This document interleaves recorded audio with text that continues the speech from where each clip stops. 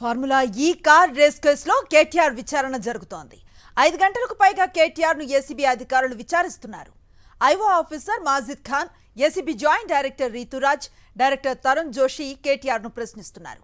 IAS Arvind Kumar ఇచ్చిన వాంగ్మూలం ముందుంచి కేటీఆర్ ను ప్రశ్నిస్తున్నట్లుగా తెలుస్తోంది. 5 గంటలుగా ఏసీబీ విచారణ కొనసాగుతోంది. కేటీఆర్ ను పలు ప్రశ్నలతో విచారిస్తున్నారు అధికారులు. పూర్తి సమాచారాన్ని మా కరెస్పాండెంట్ అమర్ అందిస్తారు. అమర్, చెప్పండి.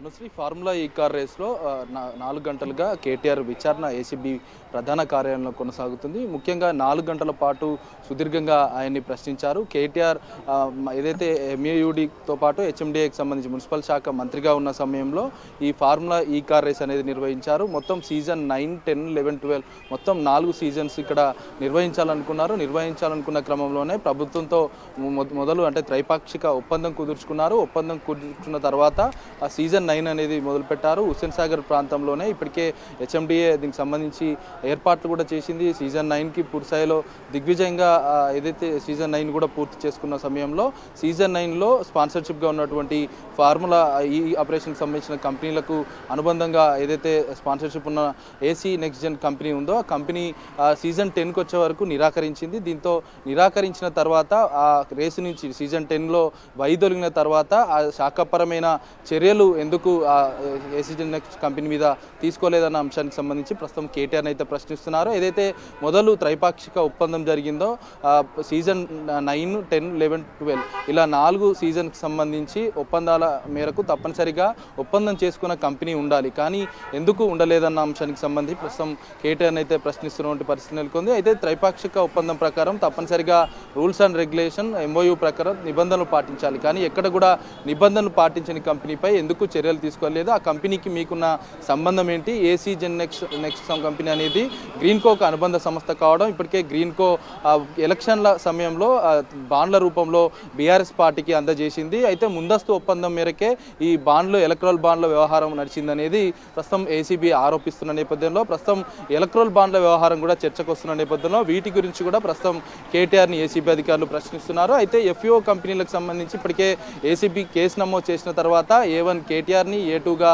ఐఏఎస్ అరవింద్ కుమార్ని, A3గా బిఎల్ రెడ్డిని మొత్తం ముగ్గురిని కూడా చేర్చిన తర్వాత A3గా ఉన్నటువంటి బిఎల్ రెడ్డి 2 సార్లు ప్రొసీడింగ్స్ సంబంధించి ఏదైతే ఎఫ్ఈఓ కంపెనీలకు డబ్బులు బదలాయిస్తున్నట్టుగా ప్రొసీడింగ్స్ కూడా చేశాడు. కాబట్టి ఇప్పటికే బిఎల్ రెడ్డి కీలకమైన కన్ఫెషన్ ఇచ్చాడు. కేటీఆర్ చేపట్టే ఈ నిధులు బదలాయింపు చేశామన్న అంశాన్ని ఆ స్టేట్మెంట్లో ఇచ్చాడు. కాబట్టి ఇవన్నిటి నేపథ్యంలోనే ప్రస్తుతం తీవ్రస్థాయి ఆరోపణలు వస్తున్న నేపథ్యంలో కేటీఆర్ అయితే క్షుణ్ణంగా ప్రస్తుతం సుదీర్ఘంగా విచారిస్తున్నటువంటి పరిస్థితి అయితే నెలకొంది. ముఖ్యంగా ఈ కేసుకు సంబంధించి 54 కోట్ల వ్యవహారానికి సంబంధించి దుర్వినియోగం అయిందనేది ప్రభుత్వం గుర్తించింది. మొదట 8 కోట్ల నష్టం హెచ్ఎండిఏకి ఇన్కమ్ ట్యాక్స్ నష్టం వాటింది. కాబట్టి హెచ్ఎండిఏనే 8 కోట్ల నష్టాన్ని క్లియర్ చేసింది. ఈ నేపథ్యంలోనే 8 కోట్ల అంశానికి సంబంధించి బయటపడడంతోనే ఈ ఫార్ములా ఈ ఆపరేషన్కి సంబంధించిన నిధుల దుర్వినియోగం అంతా కూడా బయటపడిన నేపథ్యంలో ఈ వ్యవహారంలో ఎవరెవరు ఉన్నారు, ఎవరి పాత్ర ఎంత మేరకు ఉంది, హైదరాబాద్లో ఈ రేస్ నిర్వహించడానికి ఎఫ్ఓ కంపెనీల పాత్ర ఎంత మేరకు ఉంది, ఎందుకంటే ఎఫ్ఓ కంపెనీలతో మొదట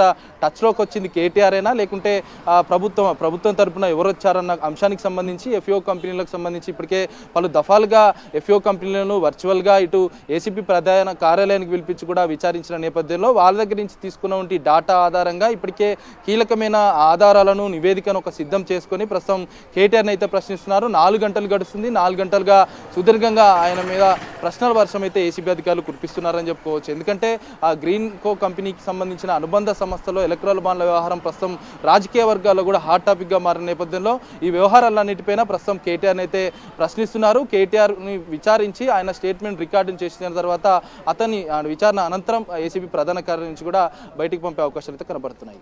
రైట్, థ్యాంక్ యూ అమర్.